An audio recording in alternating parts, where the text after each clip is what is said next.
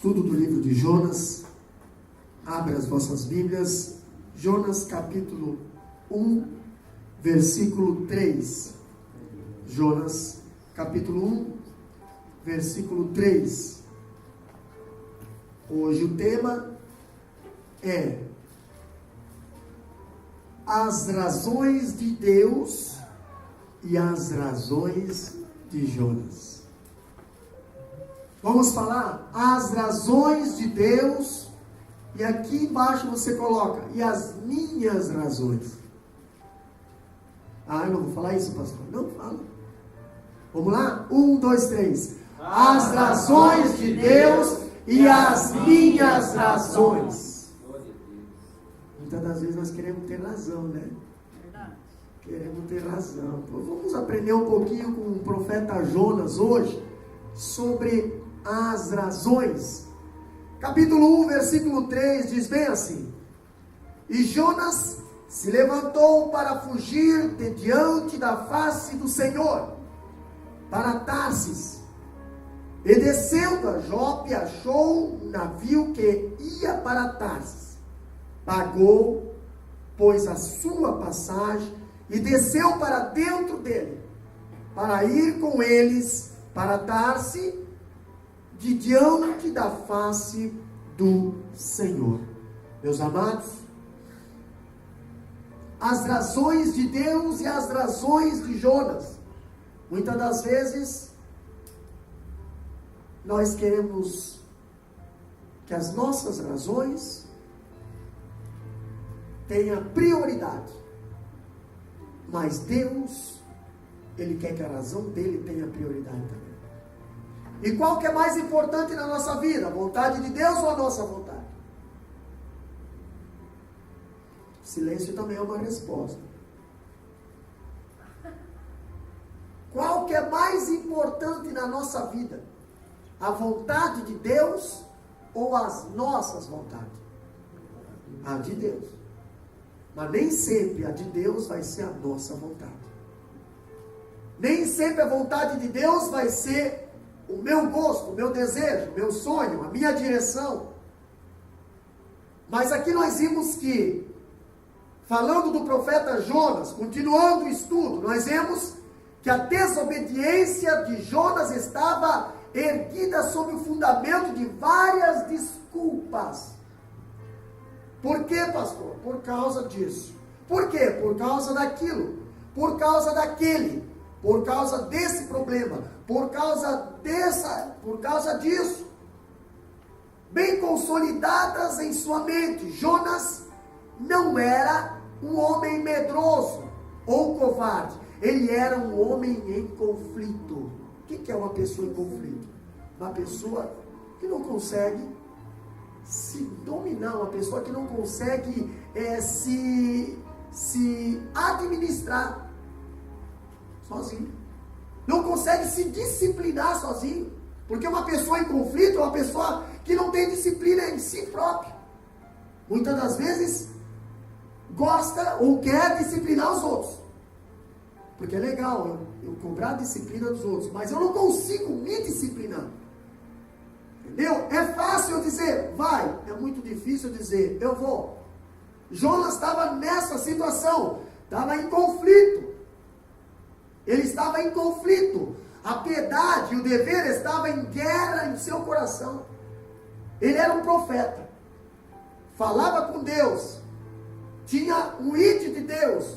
Porém, a palavra que ele acreditava, a palavra que ele pregava, era uma palavra que era só para determinadas pessoas. Nem todos ele queria que essa palavra acontecesse. Por exemplo, a cidade de Nínive era uma cidade que aos olhos dele não deveria ser salva. Muitas das vezes, nós temos pessoas na nossa vida que nós nem desejamos que se salve. Já pensou essa pessoa aqui dentro da igreja com nós? Não, Deus me livre. Já é uma treva lá no frigorífico, já é uma treva lá no trabalho, meu Deus do céu, não, deixa quieto. Vou evangelizar esse, mas esse aqui eu vou desviar. Sempre desviar. Por quê? Vai que Deus salva. E eu vou ter que conviver. Entendeu? Você vai ter que conviver. E outra, eternamente. Lá no céu nós vamos viver eternamente. Do lado de pessoas que aqui na terra, antigamente, eram nossos inimigos. E agora? Quando eu vejo as razões de Deus e as razões de Jonas, eu vejo algo interessante. Começando, ainda falando, estamos nas dispensações, tá? Falando de Jonas, cidade de Nínive. Eu vejo as razões de Jonas e as razões de Deus e as razões de Jonas para fugir de Deus. Primeira razão, Jonas fugiu porque conhecia bem a cidade de Nínive. Tem cidade que você não quer ir, né? Ah, pastor, eu quero ir para onde? Ah, eu quero ir para tal lugar. Mas e tal lugar? Tal lugar não quero. Por quê? Pastor, eu conheço aquele lugar. Pastor, eu vim de lá. Moço do céu, deixa eu ficar aqui na Austrália, tá legal. Mas Deus quer que você vá lá. Não, pastor, lá não. Jonas conhecia a cidade de Nínive. Por isso ele não queria ir para lá. Pastor, nós falamos muito do Jonas, falamos muito do peixe, falamos muito dos marinheiros. Vamos falar um pouquinho da cidade que Jonas era para ir pregar. Entendeu? Era uma cidade que Jonas não queria, mas ele tinha suas razões. Vamos ver. Vamos ver pela Bíblia. A Bíblia diz que Nínive era a capital da Síria. Nínive era a capital da Síria, situada na margem oriental do rio Tigre. Tá? Então nós vemos que destruída em agosto de 612 a.C., pelo menos era uma antiga cidade, a maior daquela época. Tipo, se fosse trazer para os dias de hoje, era no Brasil, uma cidade grande, além de Timbó, São Paulo, Rio de Janeiro, Cacilã, olha só como é que pode, né? Mas que seja, estamos profetizando, né? Mas era uma cidade grande daquela época, né? Cacoal. Olha só, era uma cópia, a cidade de Nínive era uma cópia, sabe o que é cópia? Uma cópia de Sodoma e Gomorra. Todo mundo sabe como é que era a cidade de Sodoma e Gomorra. Deus destruiu a cidade de Sodoma e Gomorra e mais algumas cidades ao redor. Até hoje não se reergueu essa cidade. Está lá. O Mar Morto. E toda a região lá não nasce mais nada lá, porque Deus destruiu. Nínive era uma cidade tipicamente assim. Olha só, para nós falar um pouquinho de Nínive. Vamos ver. Nínive era uma cidade opulenta. O escritor descreve que a cidade de Nínive relata que a fortaleza da cidade media mais ou menos 50 quilômetros de comprimento por 16 metros de largura. Os muros da cidade de Nínive mediam aproximadamente 50 quilômetros, ou mais de 50 quilômetros. Mais ou menos 50 quilômetros de comprimento. Mas pastor, 16 metros de largura. Quanto que é 16 metros de largura? É maior que essa sala aqui. 16 metros. Historiadores dizem que andava 6 carros de guerra. Carros, aqueles carros com cavalos. 6 alinhados, um lado do outro. Em cima deste muro. Estamos falando da cidade de Nínive, aonde era para o profeta Jonas ir pregar. Pastor, só isso? Não. Tinha um aspecto admirável. Era uma cidade bonita, mas nem tudo que é bonito faz bem. Satanás, muitas das vezes, a própria Bíblia diz que ele se transfigura em um anjo de luz para enganar os salvos. Ainda diz que a cidade de Nínive havia 5 muralhas. Não era só uma muralha. Era 5 muralhas, pastor. E 3 fossos. O que é fosso? Fosso é aquele canal de água profundo, aonde eles colocam jacarés, tubarões, ali dentro para que ninguém ultrapassasse a nado. Então, peraí, eu estou falando de uma muralha de 16, sim, mas aqui havia nessa cidade 5 muralhas. Uma muralha de 50 metros de comprimento ao redor da cidade, 16 de largura, aí vinha um fosso. Depois mais uma muralha, mais um fosso. Mais uma muralha, mais um fosso e mais uma muralha. Pastor, para que tudo isso? É Nínive. Era uma fortaleza. Não é por nada que Deus falou bem assim para o profeta Jonas: vai lá e prega a grande cidade de Nínive. Entendeu? Ainda hoje há ruínas dessa cidade. Aqui nós vemos desenho do artista, né? Nínive era uma cidade bonita. Nínive era uma cidade de presença. Mas pastor, o que Nínive tinha? Pecado, crueldade. Nínive não tinha dó dos seus prisioneiros. A cidade de Nínive, ela possuía grandes e belos palácios com mais lindos jardins. 15 portas guardadas por colossais leões e touros davam acesso à cidade. Pastor, ela contava com 70 galerias magnificantes, ornadas de alabastros e de escultura. Tipo, ela era uma cidade linda aos olhos da carne. Ainda diz que o templo da cidade tinha a forma de uma grande pirâmide. Está aqui. O templo da cidade de Nínive, tá?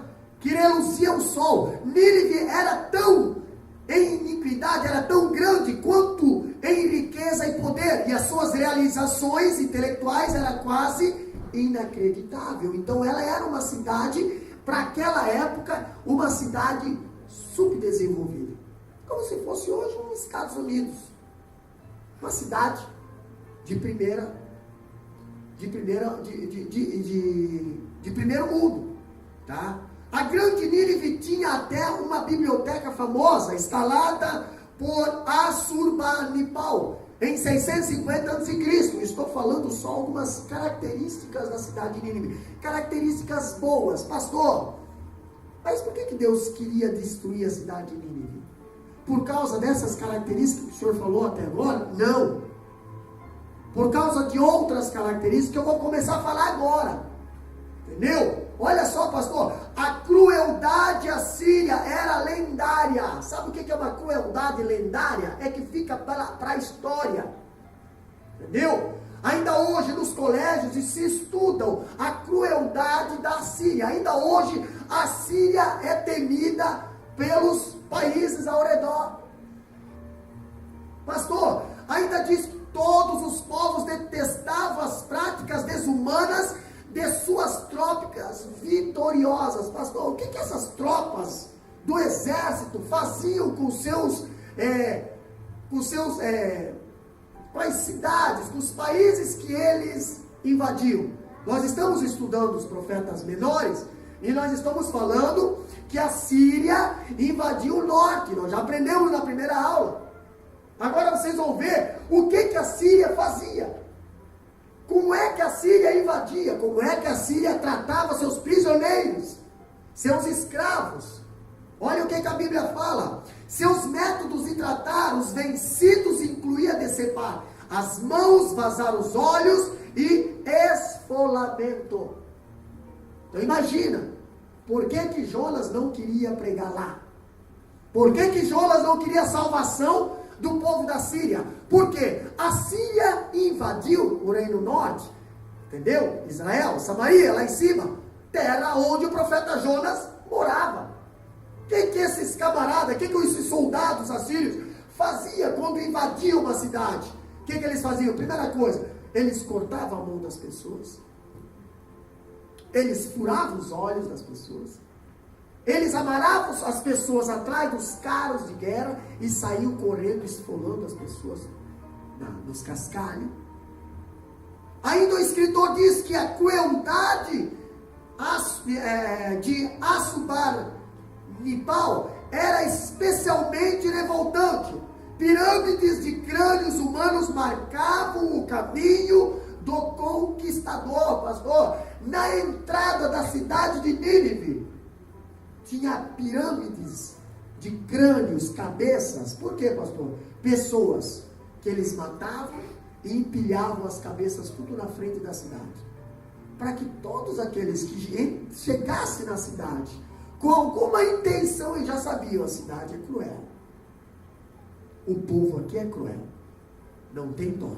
Então já era temida de longe já era temida de longe. Pastor, o que eles faziam ainda? Olha aqui, ó. Meninos e meninas eram queimados vivos. Homens eram esfolados vivos, privados da visão ou das suas mãos ou em pés, e orelhas e nariz, enquanto as mulheres e as crianças eram levadas cativas à cidade, capturada, era saqueada e reduzida a cinzas. Tudo isso os ninivitas faziam quando invadiam uma cidade. Pastor, quem foi que invadiu o Reino Norte? A Síria.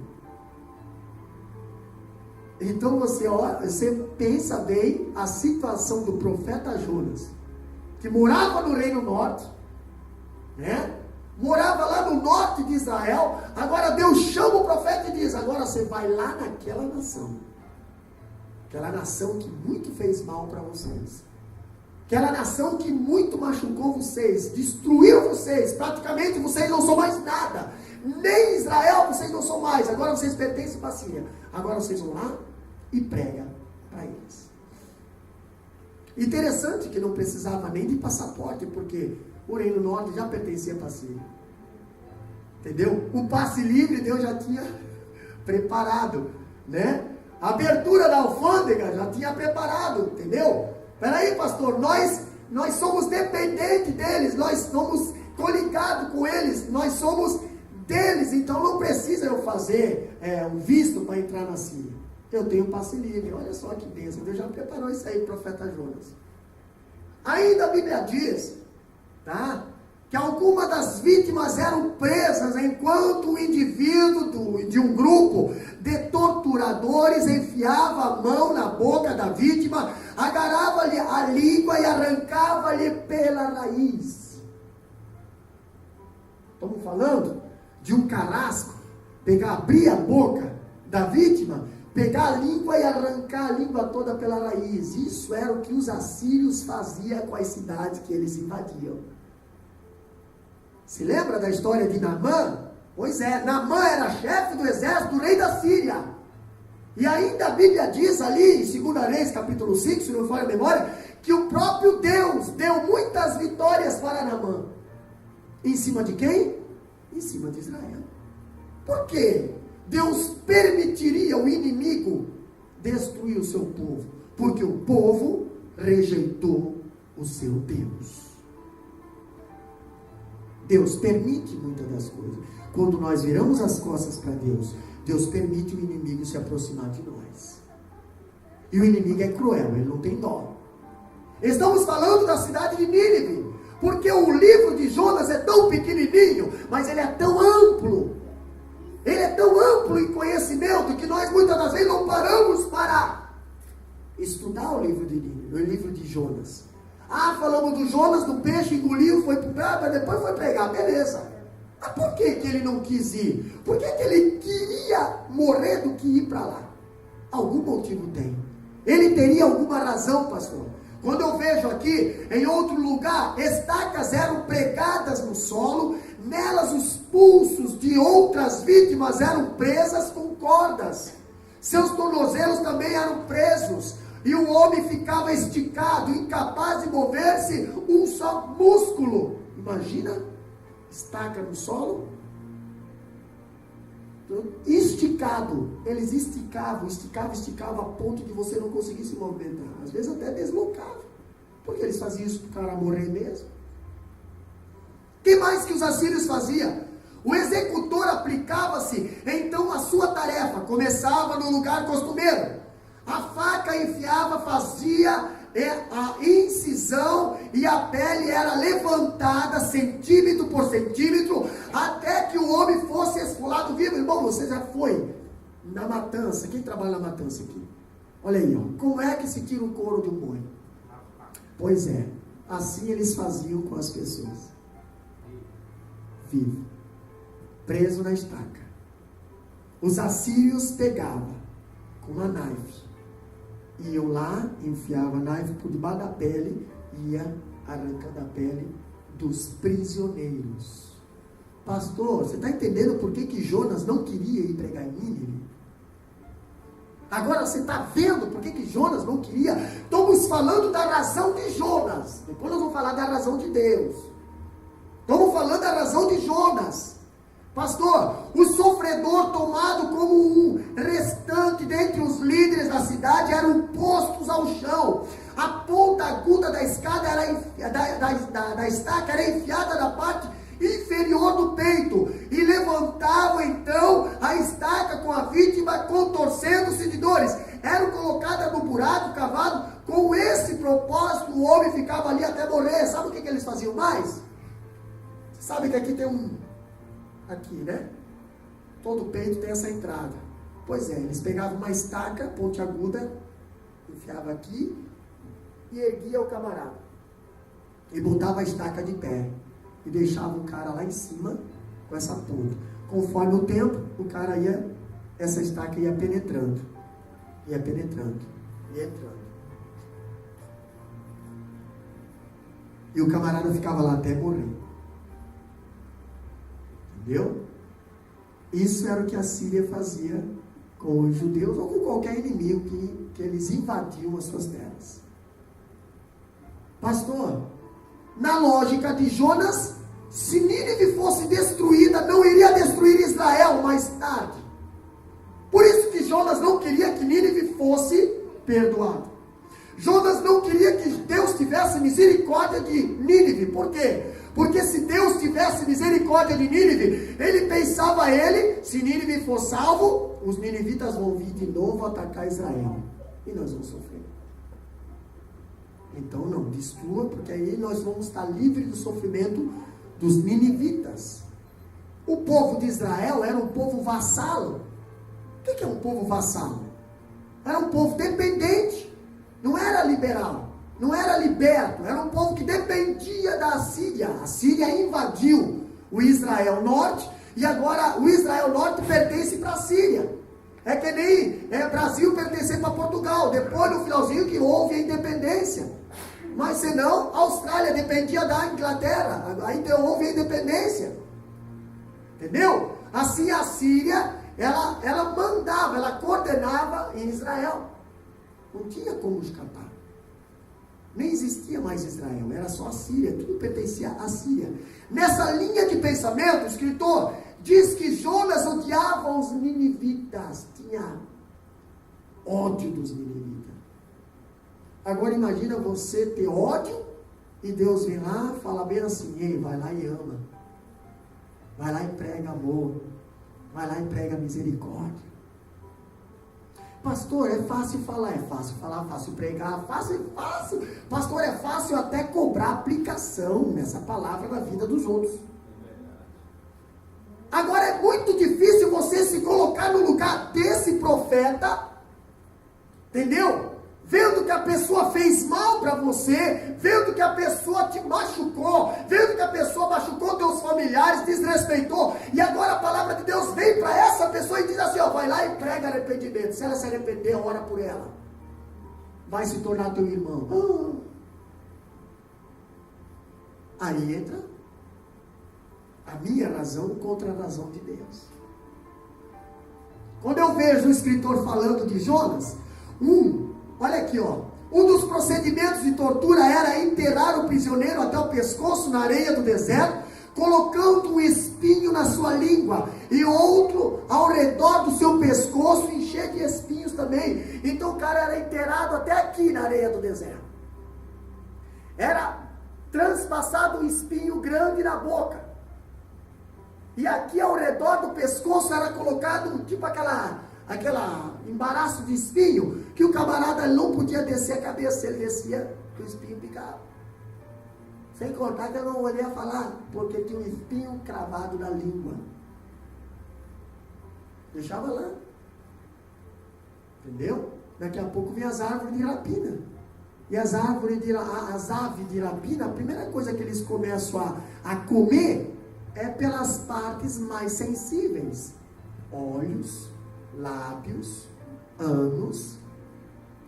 Mas o ânus está dentro da terra. Pastor, as mãos, não tem como se defender. Então as aves de rapina, já aqui na Austrália, se não cuidar, vem lá e pica teu olho. Pois é, imagina uma pessoa que não consegue se defender. As aves de rapina vêm ali, começa a furar teu olho, começa a picar teu lábio, e aí vai dar sangue, vai chamar mais, e aí... Estamos falando de Nínive. O que é que Nínive fazia com seus prisioneiros? É assustador, né? Pois é, mas é bíblico. Na concepção de Jonas, a salvação de Nínive podia ser a derrota de Israel. Então, Jonas não queria que Nínive fosse salva.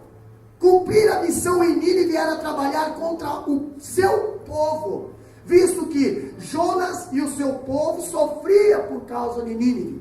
Então, se Jonas saísse dali daquela região e fosse pregar a salvação de Nínive, Jonas, na concepção dele, ele estaria traindo o seu próprio povo. Ele estaria fazendo o quê? Ele estaria abandonando o seu povo e indo lá, fazendo amizade com o povo inimigo do seu povo. Agora, quando eu vejo a missão de Jonas em Nínive, era aos seus olhos uma missão suicida. Por quê, pastor? Imagina um país desse, cruel que nem esse. Agora cai um profeta lá profetizando: arrependa porque Deus vai destruir. Arrependa porque Deus em 40 dias vai destruir. Jonas não tinha medo que a palavra não era verdadeira, porque a palavra era verdadeira, veio de Deus. O medo de Jonas era que Deus salvasse os ninivitas. Pastor, quando eu vejo aqui Jonas, ele estava disposto a morrer, mas não a ver sua nação sucumbir pelo poder de Nínive. Ainda diz, ainda mais, o profeta Jonas sabia que Isaías, antes dele, já havia profetizado que a Assíria invadiria Israel. Abre a Bíblia lá, Isaías capítulo 7, versículo 17. Jonas sabia. O profeta Isaías já tinha profetizado que a Síria iria invadir Israel. Entendeu? A Síria iria lá e acabar com todo Israel. Agora, o Jonas vai lá pregar a salvação para a Síria? Não, o Jonas quer destruição da Síria. Capítulo 7, versículo 17 de Isaías. Lê bem alto. Mas o Senhor fará vir sobre ti e sobre o teu povo e sobre a casa de teu pai, pelo rei da Assíria, dias tais, quais nunca vieram desde o dia em que Efraim se separou de Judá. Jonas sabia disso. Jonas sabia disso. Não foi só esse profeta Isaías que profetizou que o Israel ia sofrer nas mãos da Síria, mas o profeta Oséias também profetizou. Abre a Bíblia, capítulo 9, versículo 3 de Oséias. Nós vimos que mais um profeta também profetizou que Israel, o reino norte, iria sofrer nas mãos dos assírios. E Jonas sabia disso. Agora eu vou lá dar ponto para eles? Não, eu quero que eles morram. Essa era a concepção de Jonas. Abre a Bíblia em Oséias capítulo 9, versículo 3. Na terra do Senhor não permanecerão, mas Efraim tornará ao Egito, e na Assíria comerão comida imunda. Está falando de quem? Está falando do povo de Israel, reino norte, tribo de Efraim. Pastor, o que o Oséias profetizou? Na terra do Senhor, a terra que manava leite e mel, era a terra que Deus tinha dado para Israel. Essa é a terra do Senhor. Mas olha o que Deus manda Oséias pregar. O que Deus manda Oséias profetizar. Aqui diz, na terra do Senhor não permanecerão. Isso era uma profecia. Vocês não vão ficar aqui. Opa, se nós não vamos ficar aqui, nós vamos ser tirados daqui. Se nós vamos ser tirados daqui, nós vamos ser escravo. Está aqui na Bíblia. Mas Efraim tornará ao Egito, e na Assíria comerão comida imunda. Pastor, o que significa Efraim tornará ao Egito? Como é que era no Egito? Eles eram escravos. Eles não foram para o Egito. Eles foram para a Síria, escravos. Mas eles foram viver da Síria da mesma maneira que eles viviam no Egito. Sem contar que a palavra de Deus ainda diz: e comerão comida imunda. Coisas que o judeu não comiam. Eles foram obrigados a comer. Lá na escravidão. Então Jonas sabia dessas profecias. Jonas conhecia, sabia que isso iria acontecer. Porque quando Deus fala, acontece. Agora Jonas talvez pensou: bom, eu vou tentar atrapalhar os planos de Deus aqui. Eu vou tentar fazer o quê? Eu vou tentar não ir lá pregar a salvação, porque aí Deus destrói e essas duas profecias não se cumprem. Né? Mas Deus faz acontecer. Deus faz tempestade correr atrás do profeta. Deus faz um peixe grande correr atrás do profeta. Deus faz um monte de coisa para quê? Para fazer o profeta voltar ao lugarzinho dele. Quando eu vejo a palavra de Deus, Jonas conhecia o papel amargo que a Assíria desempenharia futuramente na nação de Israel. Tá? Por isso, seu coração deve ter saltado de emoção quando Deus anunciou que Nínive seria subvertida. Nínive seria destruída. Oh, maravilha! Jonas, profeta Jonas, meu profeta, vai lá e prega a salvação para aquele povo, porque dentro de 40 dias, se eles não se arrependerem, eu vou destruir. Oh, maravilha! 40 dias, Deus, é 40 dias. Beleza, nossa, veja, vai chegar amanhã. Né? Tem pessoas que não vê a hora de ver, tomara que... devia quebrar o nariz, devia bater o carro, devia fazer isso. Não gosto dessa pessoa, está até aqui. 40 dias. 40 dias. Tem gente que conta as horas para ver a desgraça do próximo. Né? Pastor, quando eu vejo que Nínive seria subvertida, isso seria a salvação de Israel, na concepção de Jonas. Mas Deus queria levar Israel para o cativeiro, por quê? Porque Israel abandonou Deus. E quando o povo abandona o Deus, Deus permite que o inimigo venha e leva para o cativeiro para quê? Para nos ensinar uma lição. Para nos ensinar a ser dependente dele. Muitas das vezes Deus permite nós entrar no cativeiro, Deus permite o inimigo nos judiar, para quê, pastor? Para nos ensinar a ser mais dependente de Deus e menos de nós. Quando a palavra de Deus fala isso, nós vemos que Deus a perdoaria. Jonas toma uma dolorosa decisão. Prefere sofrer condenação de Deus a fazer a vontade do Senhor. Quantas pessoas hoje preferem sofrer a condenação de Deus do que fazer a vontade do Senhor? Quantas pessoas hoje preferem sair da igreja do que se arrepender, do que se humilhar? Quantas pessoas hoje preferem ir pelo caminho mais difícil, que é o caminho do ego, o caminho do orgulho, o caminho da teimosia, do que o caminho da humildade, que simplesmente seria se arrepender, se humilhar, pedir perdão a Deus e pronto. Entendeu? Pastor, nós vimos que, de modo igual a Moisés, ele preferiu, olha só, que seu nome fosse riscado do livro a ver Israel ser destruído. Mas há algo diferente aqui. Abre lá Êxodo 32 e 32. O que diz lá? Vamos trabalhar com a Bíblia aí.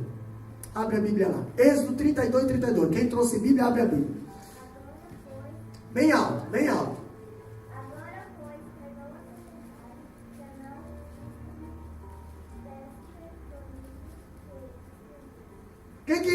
O que Moisés fala para Deus?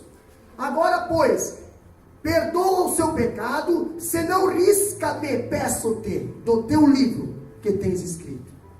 O povo de Israel tinha pecado. O povo de Israel tinha armado um bezerro. E agora, pastor? Agora Moisés sobe lá e Deus fala para Moisés, vem assim, ó. Moisés, eu vou matar esse povo todo e eu vou levantar uma nova nação de você. Aí Moisés fala assim, não, Deus, não. O que o Egito vai falar? Não, o que o povo vai dizer? Trouxe para o deserto para matar? Deus, não. Se o Senhor quiser matar esse povo, então risca meu nome também. Coragem. Perder a salvação por causa de um povo desobediente? Coragem. Deus, se tu não tiver misericórdia desse povo, então risca o meu nome do teu livro. Nós vemos só Moisés fazer isso? Nós vemos só Moisés, pastor, o que Jonas estava fazendo? Jonas estava pensando no povo dele.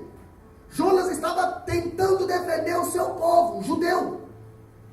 Entendeu? Jonas estava botando a sua vida em risco, a ponto de pedir para os marinheiros jogar ele no mar. Estava tentando se matar praticamente, perder a sua salvação para que Nínive fosse destruída e Israel fosse salva da mão de Nínive. Nós vemos Moisés, quando Deus falou, eu vou matar esse povo, Moisés disse, não faz isso não. Se for fazer isso com o meu nome também. Mas uma pessoa que também se colocaria à disposição de perder a salvação para salvar o próximo. Quem é, pastor? Abre a Bíblia em Romanos 9:3. Romanos 9:3. O que é que diz lá? Pode ler. Porque eu mesmo poderia desejar ser comparado de Cristo, por Não? amor de meus irmãos. Eu mesmo desejaria o quê? Ser separado de Cristo. Porque eu mesmo, quem é que está falando aqui? O apóstolo Paulo.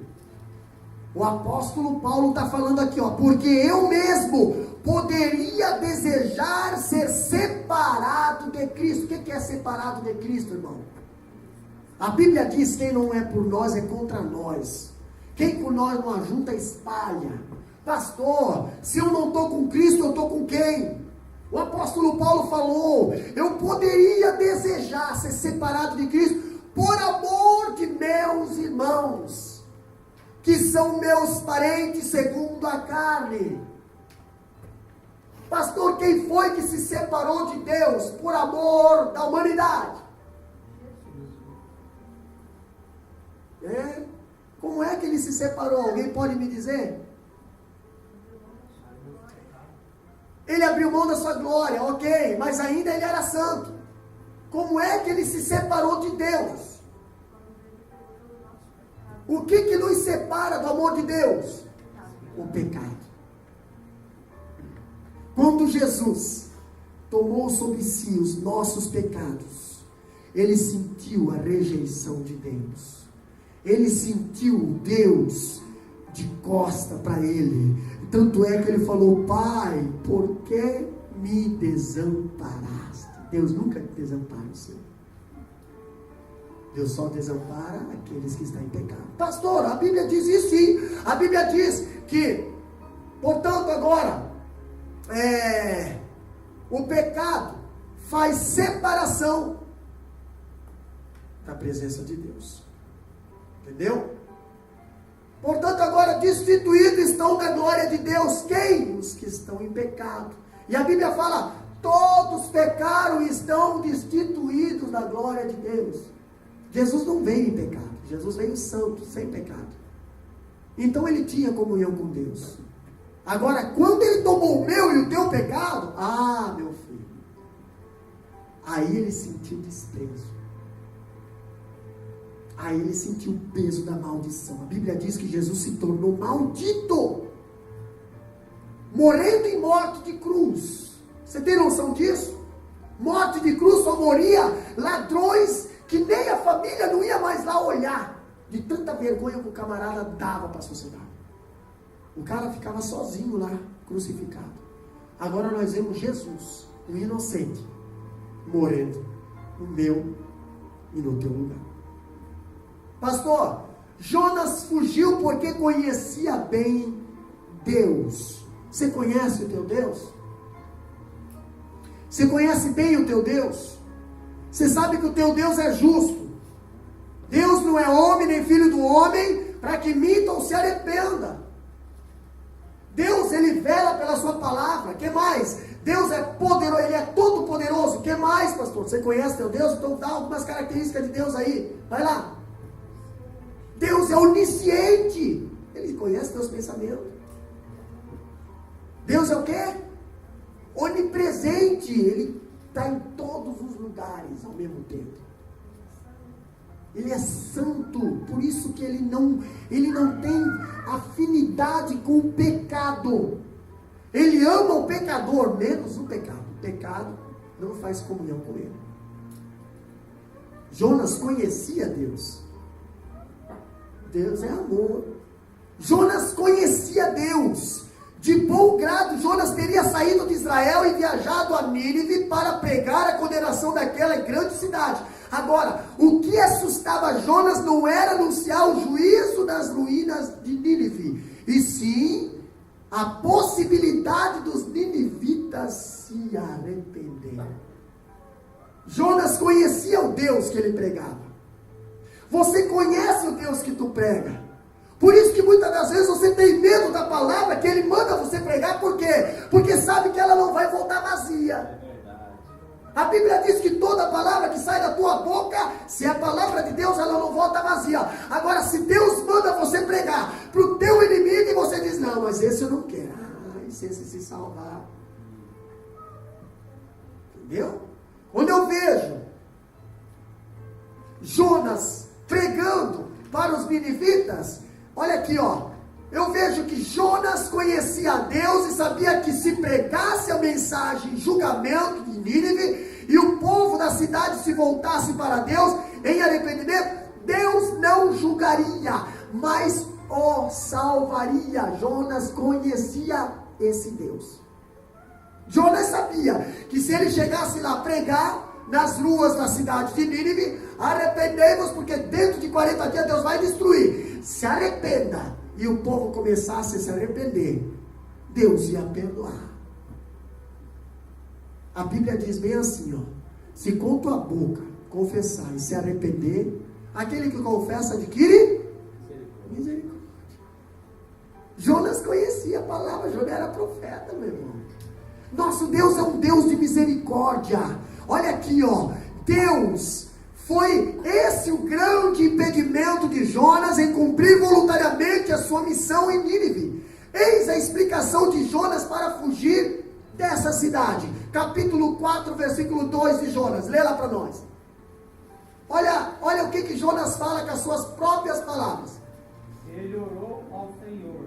Ah, Senhor, não foi isso que eu disse quando estava ainda na minha terra. Por isso me preveni, fugindo para Tarsis, pois sabia que és Deus piedoso e misericordioso, longânimo e grande em benignidade, em que te arrependes do mal. Olha que interessante. Jonas falando agora. Jonas falando: ah, Senhor, não foi isso que eu disse. Muitas das vezes acontece alguma coisa e você fala, né? Não falei? Eu não disse? Eu não falei? Deu errado? Eu não disse? Não disse? Faz aí, eu não disse, eu tinha te falado. Não disse? Não quis ouvir, eu não disse? Jonas falou também. Ah, Senhor, não foi isso que eu disse, estando ainda na minha terra. Jonas, antes de sair para fugir, Jonas já tinha falado: se Deus está mandando eu pregar, é porque Ele vai salvar. Se Deus está mandando eu ir para Nínive, irmã Priscila, é porque Ele vai salvar Nínive. Se Deus está mandando eu falar para você, é porque Ele quer te salvar. Se Deus está mandando eu orar por você, é porque Ele quer te curar. Se Deus está mandando eu ir lá evangelizar minha família, é porque Ele quer salvar minha família. Ah, pastor, por que eu não vou? Porque eu tenho medo que Deus salva mesmo. Tem pessoas que eu não quero que Deus salve. Jonas falou. Eu estava lá na minha terra ainda. Eu falei, por isso me adiantei. Muitas pessoas têm quebrado a cara porque têm sido afobadas em certas coisas. Por isso eu me adiantei. Para quê, pastor? Para fazer as coisas de Deus ninguém se adianta. Para fazer as coisas de Deus é tudo com atraso. Agora, para fazer as coisas que não agradam a Deus, aí é adiantado. Por isso eu me adiantei. Eu me adiantei, pastor. Eu me adiantei, eu me precipitei. Olha o que deu. Pois é, Jonas também. O que diz o capítulo 4, versículo 2? Por isso me adiantei, fugindo para Tarsis. Ei, fica na direção de Deus, fica no centro da vontade de Deus, fica na vontade de Deus, aonde Deus te mandar, vai. O que Deus mandar você fazer, faça. Pastor, mas é Nínive, não te preocupa. Deus mandou, é porque Ele tem um propósito com aquela cidade. Aleluia. Agora, quando nós não queremos fazer, nós se adiantamos para quê? Para fugir. Porque nós temos uma empurradinha do inimigo ali. O inimigo sempre incentiva nós a fazer contra Deus. Ou na Bíblia diz ali, ó: pois sabia que és Deus clemente, misericordioso, tardio em irar-se e grande em benignidade, e que te arrependes do mal. Interessante, né? Jonas confessando com a própria palavra, com a própria boca, que ele conhecia Deus, que ele se adiantou, que ele pegou direção errada. Ele sabia que Deus era benigno, ele sabia que Deus era misericórdia, ele sabia que Deus era amor, ele sabia tudo disso. Ele só não queria que os outros soubessem, né? Quantas vezes, meus amados, agora aplicando para nossas vidas, nós sabemos que o nosso Deus é misericordioso, nós sabemos que o nosso Deus é amor, nós sabemos que o nosso Deus, Ele abre as portas para nós sabemos que o nosso Deus, Ele dá saúde, nós sabemos que o nosso Deus, Ele nos protege, está aqui o testemunho vivo, nós sabemos disso, mas por que nós temos medo de compartilhar esse testemunho com alguém? Porque achamos que essa pessoa vai dizer assim: ah, não acredito nisso. O problema é seu. Mas Deus mandou eu falar. São só 40 dias. Entendeu? São só 40 dias. O problema não é eu falar, o problema é eu deixar de falar.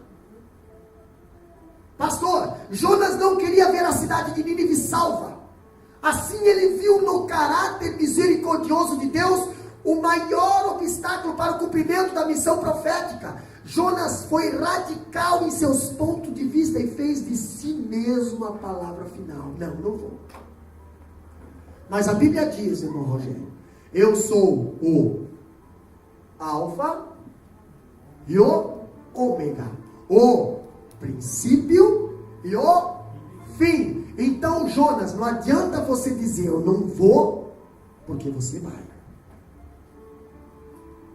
Não adianta você dizer eu não quero, porque você vai querer. Porque quando Deus fala, Ele faz acontecer. Pastor, onde é que estava Jesus, que deveria nascer em Belém? Estava lá em Nazaré. O que aconteceu? Ele foi lá fora de Israel, lá no coração do imperador César Augusto, colocou lá um desejo de fazer um recenseamento em toda a nação, para saber quantos habitantes tem. Todos eles tinham que voltar às suas terras natal, para quê? Para se alistar, para se inscrever, para saber quantas pessoas tem.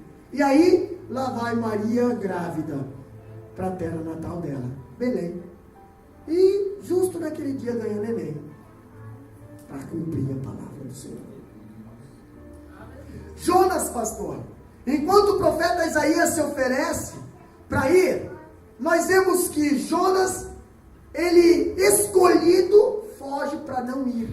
Abre a Bíblia em Isaías capítulo 6, versículo 8. E outro já fica em Jonas capítulo 1 e 3. Nós vemos que um dia apareceu o Senhor no templo e o profeta Isaías estava dentro do templo e o anjo falou bem assim, lê lá para nós. Depois disso, ouvi a voz do Senhor que dizia: a quem enviarei e quem há de ir por nós? Então disse eu: eis-me aqui, envia-me a mim. Olha só, Isaías queria ser enviado. Isaías tinha desejo que alguém enviasse ele. Isaías tinha desejo de ser profeta. Isaías tinha desejo de pregar. Isaías só não tinha quem enviasse. estava só esperando a oportunidade, irmã Juliana, para que Deus falasse quem quer ir, e já ele levantasse a mão para ele ser o primeiro. Agora, olha o contraste do profeta Isaías com o profeta Jonas. O profeta Jonas, Deus escolheu ele sem ele querer. Deus foi lá e falou: ó, Jonas, eu quero que você vai. Jonas, você vai. Olha o privilégio de Jonas. Jonas não precisou esperar como Isaías teve que esperar. Pastor, trazendo para os nossos dias, Diácono Moelde, quantas pessoas hoje desejam fazer algo para Deus e Deus ainda está na espera ali. E outros que Deus já falou para fazer e eles estão ainda pegando outro caminho, né? Isaías estava esperando, e naquele culto Deus fala assim, ó: a quem enviarei? Parece que eu vejo, fazendo uma analogia, parece que eu vejo Deus nem terminar, o anjo nem terminar de fazer a pergunta, ele já estava de pé. Ei, eis-me aqui. Ei, quem sabe o templo era grande. Ei, aqui eu, envia-me a mim. E Jonas foi pessoal. Deus vai lá e fala para Jonas, eu quero que você vá. Sabe o que Jonas faz? Pega e vai para... foge. Irmão, aproveita a oportunidade. Deus quer te usar. Quantas pessoas hoje que Deus não pode usar? Por quê? Porque estão fugindo. Quantas pessoas hoje que Deus quer usar? Deus tem algo para dar, Deus tem ministério para dar, mas sempre está fugindo das coisas de Deus. E outros, pastor, que tem desejo, mas Deus espera mais um pouco. Não é a tua hora agora. Não é a tua hora agora. Até Jesus teve que esperar. Lá em Caná da Galileia, teve lá aquele negócio do casamento lá que acabou o vinho. A Maria foi para Jesus. Jesus vai lá, multiplica o vinho. Jesus faz alguma coisa. Jesus fala bem assim: calma, mulher. Não chegou a minha hora ainda. Oxalá que nessa manhã o Espírito Santo possa fazer uma pergunta: quem enviarei? Quem há de ir por nós? Quem sabe possa se levantar. Muitos aqui que nem Isaías. Eu não quero que você se levante como Jonas para fugir, porque Deus não chama covarde. Deus, ele encoraja aqueles que acham que não tem, aqueles que acham que não pode, aqueles que acham que não são. Deus levanta e diz: tu vai, porque eu serei contigo. Agora Deus, ele detesta povo covarde, povo medroso, povo que foge da presença dele. A palavra dele é suficiente para salvar uma nação. Mas ele precisa de poucos corpos para levar essa palavra. Pastor, quando eu vejo a palavra de Jonas, Jonas fugiu porque recusou. Recusou o quê? Ele recusou a rever a sua teologia. Todo mundo aqui, a maioria está fazendo curso teológico. Outros estão aprendendo Bíblia no culto de ensino.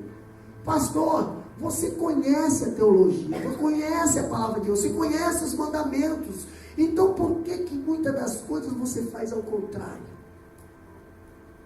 Jonas, ele fugiu porque ele recusou obedecer a palavra na íntegra. Se ele tivesse revisto a sua teologia, que Deus é um Deus de misericórdia, Deus é um Deus de poder, Deus é um Deus de amor, ele saberia que Deus também é um Deus de justiça. Entendeu? Quando eu vejo a palavra do Senhor, Jonas fugiu porque recusou rever a sua teologia. Deus havia escolhido o povo de Israel e colocara na encruzilhada do mundo. Israel construíra ali um templo de adoração ao Senhor, para que pudesse servir e adorar ao Senhor. Agora, os israelitas seriam testemunha para as nações, à proporção que a nação olhasse para eles. Pastor, o que Deus falou para Abraão, lá em capítulo 12 de Gênesis? De ti serão benditas. E por que na cabeça de Jonas, Nínive tem que ficar fora? Jonas tinha que rever a sua teologia. Jonas tinha que voltar, dar uma lida na Bíblia primeiro.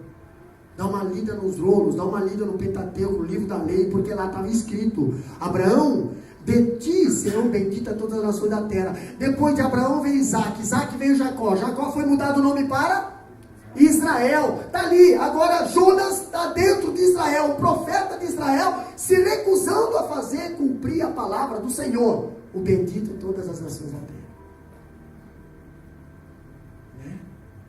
Pastor, quando eu vejo aqui agora, vamos falar um pouquinho de Deus. As razões de Deus para mandar Jonas a Nínive. Deus sempre tem uma razão. E a razão dele supera a nossa. A razão dele é perfeita. Se Jonas pensou ter motivos fortes para fugir de Nínive, Deus tinha razões maiores para enviá-lo a Nínive. Quais foram os motivos de Deus enviar Jonas a Nínive? Primeiro motivo, pastor, Jonas, o de Nínive chegou até o céu. O que chegou até o céu? Capítulo 1, versículo 3, lê lá para nós. De Jonas. Jonas se dispôs, mas para fugir da presença do Senhor, para Tarsis, e tendo descido a Jope, achou um navio que ia para Tarsis. Pagou, pois, a sua passagem e embarcou nele, para ir com eles para Tarsis, para longe da presença do Senhor. Para longe da presença do Senhor. Pastor, o que chegou até o céu? O que de Nínive podia ter chegado até o céu? Coisas boas? O pecado? A malícia de Nínive subiu até Deus. O que os homens fazem na terra reflete no céu. Desculpa. Deus é santo e justo e não tolera o mal no opróbrio das nações. Quando uma alma se converte, aqui reflete no céu. O que acontece no céu? Festa. Quando uma pessoa erra ou peca, reflete lá também. Por quê? Porque o cheiro de carniça do pecado incomoda Deus. Pastor, o pecado é o próprio. O pecado, olha aqui, ó. Ele é um câncer que destrói uma vida, uma família, uma cidade, uma nação e um reino. O pecado é a maior de todas as tragédias. O pecado é pior do que a fome, do que a pobreza, do que a doença, do que a própria morte. Muitas das vezes você diz, ai, que coisa horrível. O pecado é pior. Porque o pecado é a causa disso tudo. Pastor, da onde vem as doenças? Vem por causa do pecado. Da onde vem a separação? Vem por causa do pecado. Da onde vem as brigas? Por causa do pecado. Da onde vem a fome? Por causa do pecado. A miséria? Por causa do pecado. Esses males, por mais terríveis, não pode nos afastar de Deus, mas o pecado consegue nos afastar de Deus. Tem um versículo que diz bem assim, ó: quem nos separará do amor de Cristo? A fome, a miséria? Agora, o pecado nos afasta. O pecado é o pior de todos. Ele nos afasta.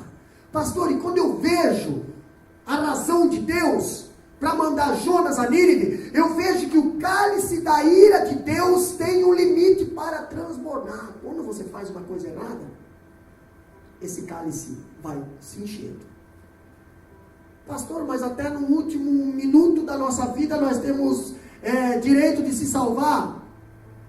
Eu não sei. Eu não arriscaria.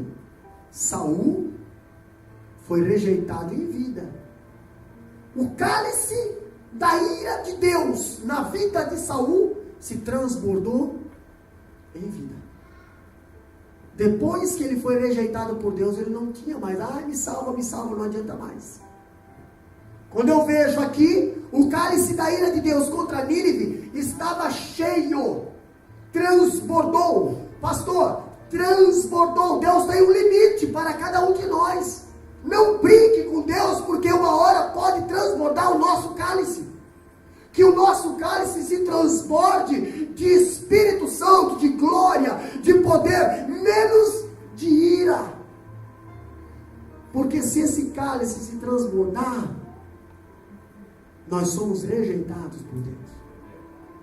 Havia chegado o tempo do juízo.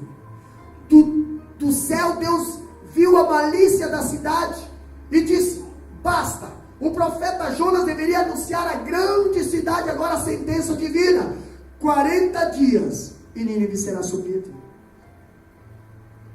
Aí eu vejo outra razão de Deus para que enviasse Jonas a Nínive. Eu vejo a misericórdia de Deus, ela triunfa sobre a ira. A ira pode ser forte, mas a misericórdia do Senhor, ela é mais forte.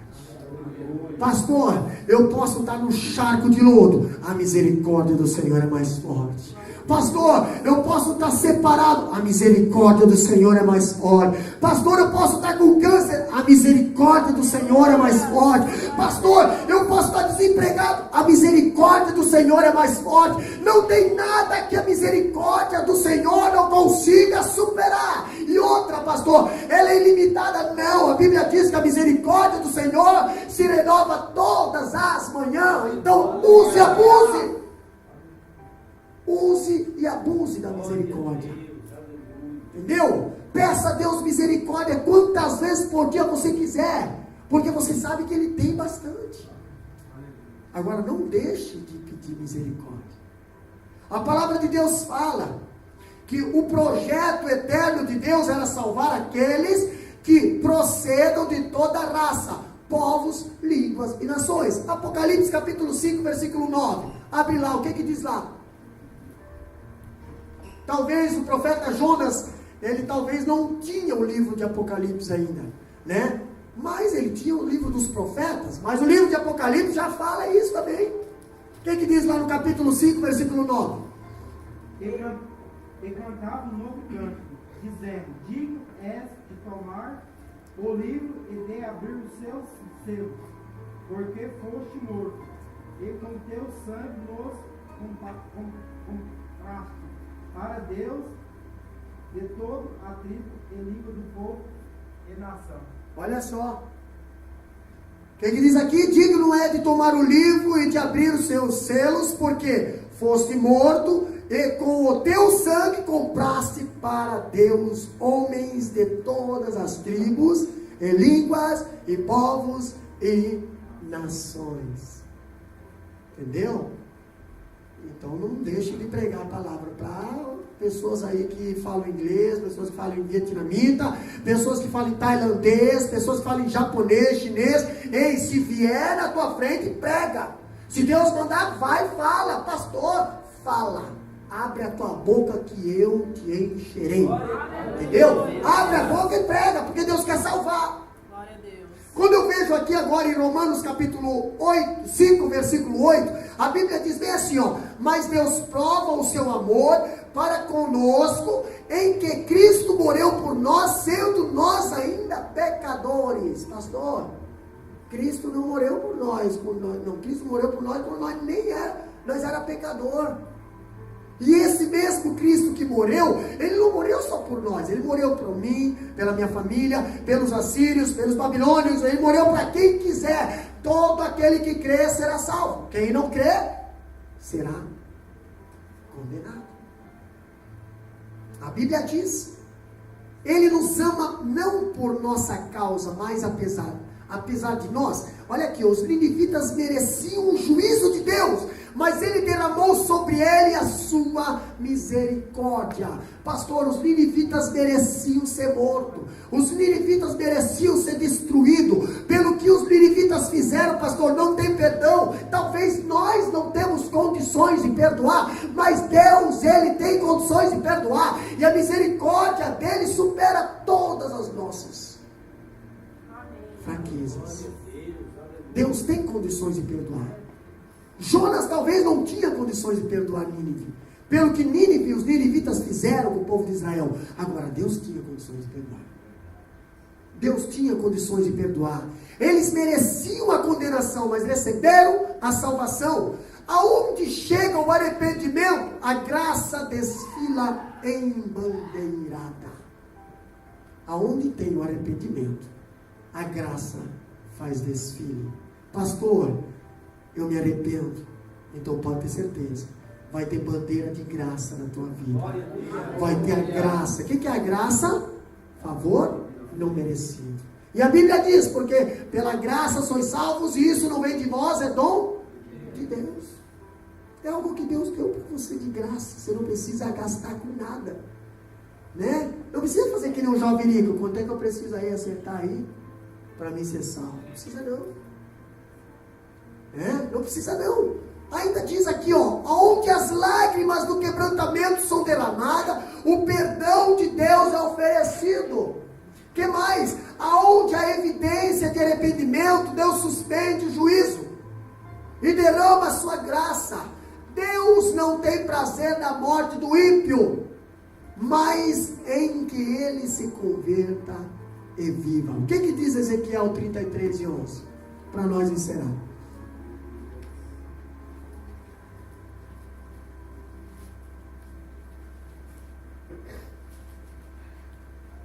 Diz-lhe: vivo eu, diz o Senhor Jeová, que não tenho prazer na morte do ímpio, mas em que o ímpio se converta do seu caminho e viva. Convertei-vos dos vossos maus caminhos, pois por que razão morrereis, ó casa de Israel? Convertei-vos dos seus maus caminhos. A Bíblia fala, digo-vos, eu diz o Senhor Jeová, que não tenho prazer na morte do ímpio. Pastor, se Deus não tem prazer na morte do ímpio, Deus tem prazer na morte de quem? Não ouvi. Deus tem prazer. Se Deus não tem prazer na morte do ímpio, Deus tem prazer na morte de quem? Por quê? Porque o ímpio, quando morre, ele não vai para Deus, ele vai. Agora o justo não. O justo não. Pastor, se Deus perguntasse para você hoje, a quem enviarei? Se Deus falasse assim, você vai ter que ir lá, naqueles teus inimigos, levar uma palavra de conforto, levar uma palavra de arrependimento, levar uma palavra de misericórdia, levar uma palavra de juízo, sim, mas juízo com misericórdia. A palavra que Jonas tinha que levar para o povo de Nínive era uma palavra de juízo, mas tinha misericórdia. Arrepende-te, senão Deus vai destruir. Mas se vocês arrependerem, Deus vai perdoar vocês. Se coloca de pé, meus amados.